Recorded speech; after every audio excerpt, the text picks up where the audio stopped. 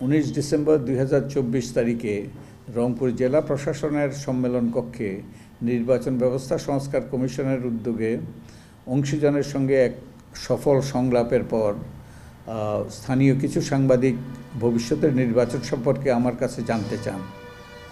আমি বলেছি যে আমাদের কমিশন সুষ্ঠু, নিরপেক্ষ, অংশগ্রহণমূলক নির্বাচনের জন্য প্রয়োজনীয় নির্বাচনী আইন কানুন বিধিবিধান সংস্কারের প্রস্তাব করবে। আমি আরও বলেছি ভবিষ্যতে আইন কানুন মেনে প্রস্তুত হয়ে নির্বাচনে যারা অংশগ্রহণ করতে পারবে তাদের ব্যাপারে আমি কোনো বাধা দেখছি না। এছাড়াও এটি নির্বাচন কমিশনের বিষয়, পুরো বিষয়টাই নির্বাচন কমিশনের। আমার তো সংস্কার প্রস্তাব করা, এইসব সিদ্ধান্ত গ্রহণের এখতিয়ার কিন্তু নির্বাচন কমিশনের। প্রসঙ্গত এটি কারো অজানা নয় যে আইসিটি আইনে ইতিমধ্যে অনেকগুলো মামলা রুজু হয়েছে। শেখ হাসিনা সহ অনেক আওয়ামী লীগ নেতার বিরুদ্ধে হত্যা মামলা দায়ের হয়েছে। আওয়ামী লীগের নির্বাচন কার্যক্রম নির্ভর করবে এইসব মামলা সুরাহার উপর। কিন্তু কিছু গণমাধ্যম আমার বক্তব্যের ভুল ব্যাখ্যা দিয়ে সংবাদ পরিবেশন করেছে, যা অত্যন্ত অনাকাঙ্ক্ষিত। আমি স্পষ্ট ভাষায় বলতে চাই যে বিপুল সংখ্যক ছাত্র জনতার আত্মত্যাগ ও প্রাণহানির বিনিময়ে গত 5ই আগস্ট এক গণ অভ্যুত্থানের মাধ্যমে ক্ষমতাসীন আওয়ামী লীগ সরকারের পতন হয়েছে। শেখ হাসিনা পালিয়ে গিয়েছে। এ লক্ষ্যে বিগত কয়েক বছর ধরে আমি নানাভাবে ভূমিকা রেখেছি এবং এই জন্য বিভিন্নভাবে হেনস্থার শিকার হয়েছি। কিন্তু আমার বক্তব্যের ভুল ব্যাখ্যা প্রচার আমাকে ব্যতীত মর্মাহত করেছে। আমি মনে করি এ ধরনের অপপ্রচার শহীদ আবু সাঈদ ও শহীদ মুগ্ধের এবং আরও অনেকের যে আত্মত্যাগেরই অস্বীকার করার সামিল। তো আমি তো বহু বছর থেকে, আপনারা জানেন, আপনাদের সাথে আমি বহু বছর থেকে এই গত স্বৈরাচারী সরকারের অপকর্মের বিরুদ্ধে সোচ্চার ভূমিকা পালন করেছি, যার জন্য বিভিন্নভাবে নিগ্রহের শিকার হয়েছি এবং এটা আজকে নতুন নয়। তো যেই অপপ্রচারটা হয়েছে এটা অনাকাঙ্ক্ষিতভাবে ভুল বোঝাবুঝি সৃষ্টি করছে। তো আমি এই ভুল বুঝাবুঝি অবসান করার জন্য আপনাদেরকে কষ্ট দিয়েছে, এখানে টিকেছি। একটু আপনার বক্তব্যটা কি একটু আপনি মানে ওটা তো স্ট্যাটাস করলেন, একটু মনে হলো যে কিছু করছেন, একটু যদি আপনি কিছু খুলে বলতেন স্যার, আপনার বক্তব্যটা আসলে আপনি ওখানে কি বলতে চাচ্ছেন আওয়ামী লীগ ইস্যুতে? আমি বলতে চেয়েছি মূলত এটা তো আমাদের বিষয় নয়, এটা আমাদের এখতিয়ারও নয়। আমাদের এখতিয়ার হলো সুস্পষ্ট, আমাদের কার্যপরিধি হলো নির্বাচন সংক্রান্ত সকল আনুষ্ঠানিক বিষয়ে অংশীজনের মতামতের ভিত্তিতে কতগুলো প্রস্তাব তৈরি করে এগুলো সরকারের কাছে পেশ করা, এবং সরকার এগুলো নিয়ে রাজনৈতিক দলের সাথে আলাপ আলোচনা করবে এবং একটা ঐক্যমত্যে পৌঁছবে আশা করি, এবং তার ভিত্তিতে নির্বাচনের দিনক্ষণ চিহ্নিত হবে। তো সেখানে আমি যখন বেরিয়ে আসছিলাম রূপ থেকে, তখন বেশ কয়েকজন সাংবাদিক আমাকে অনেকগুলো প্রশ্ন করে।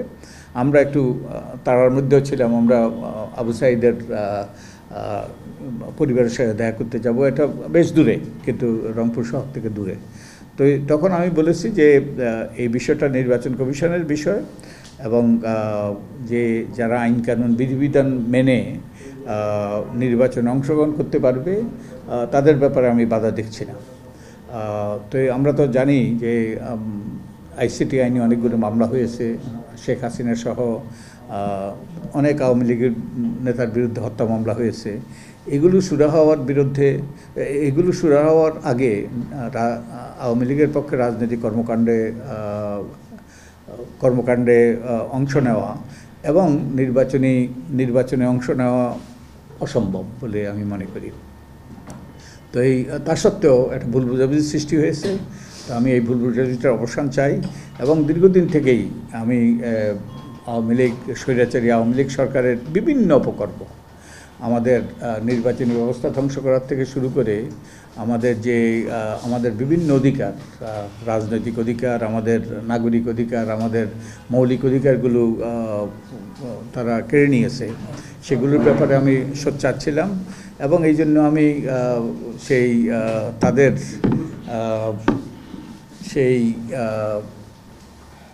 তাদের পালিত কী বলে পেশিশক্তি সম্পন্ন ব্যক্তিদের আক্রমণের শিকারও হয়েছিলাম। আমি আমার পরিবার আক্রমণের শিকার হয়েছিল। তো এটা নতুন বিষয় না। আমি বহুদিন থেকে এ ব্যাপারে সোচ্চার ছিলাম, সোচ্চার এখনও আছি, ভবিষ্যতেও থাকব। কারণ আমি গত কয়েক দশক থেকে বাংলাদেশের একটা গণতান্ত্রিক, আত্মনির্ভরশীল, আত্মমর্যাদাপূর্ণ, শান্তিপূর্ণ বাংলাদেশ সৃষ্টি করার ব্যাপারে নিবেদিতভাবে প্রচেষ্টা চালিয়ে আসছি। তো এমনি প্রেক্ষাপটে এই ধরনের একটা ভুল বোঝাবুঝি সৃষ্টি করা অনাকাঙ্ক্ষিত এবং দুঃখজনক। আমি আশা করি এর অবসান হবে। আচ্ছা, আপনি বলছেন ভবিষ্যতে আইন কানুন মেনে যারা নির্বাচনের প্রতিনিধিত্ব করবে তাতে আপনি কোনো বাধা দেখছেন না, কিন্তু প্রচারটা হয়েছে, মানে কি প্রচার হয়েছে? আমি অংশ নিতে বাধা নেই, এভাবে প্রচার হয়েছে। জি, এবং যেটা ওই যে আমার বক্তব্যের মধ্যে ছিল না এবং যেটা অনাকাঙ্ক্ষিত। ঠিক আছে, অনেক ধন্যবাদ আপনাদেরকে। অ্যান্ড আপনারা কষ্ট করে এসছেন।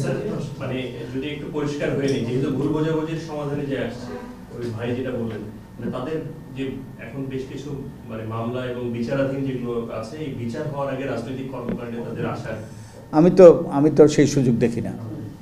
আমি সেই সুযোগ দেখি না। মামলাগুলো হয়েছে সেগুলো বিচার হওয়ার পরে মানে আইনজীবী যা হয়, আইনজীবী যা হয় বাস, আমি যদি বলে যে না আমরা নির্বাচনে পার্টিসিপেট করতে পারবে, বাস করবে, যদি বলে না করবে বাস করবে না। আর এগুলো আমার এখতিয়ারও নয়, আমাদের এটা নির্বাচন কমিশনের বিষয়। প্রসঙ্গে এই কথাগুলো আসছে, জি, আপনি কি মনে করেন ওই মনে করার জায়গায়? জি জি জি জি, স্যার ঠিক আছে স্যার, আপনি থ্যাংক ইউ। আশা করি যে আপনাদের সাথে বহুদিনের পথ চলা, এবং আমি আপনাদের সাথে তো খোলামেলা কথা বলি, কারণ আমার কিছু ওই যে লুকানোর নেই, কারণ আমি বহুদিন থেকেই এই আন্দোলন সংগ্রাম করে আসছি। তো এই ভুল বোঝাবুঝির অবসান হওয়া দরকার। অনেক ধন্যবাদ।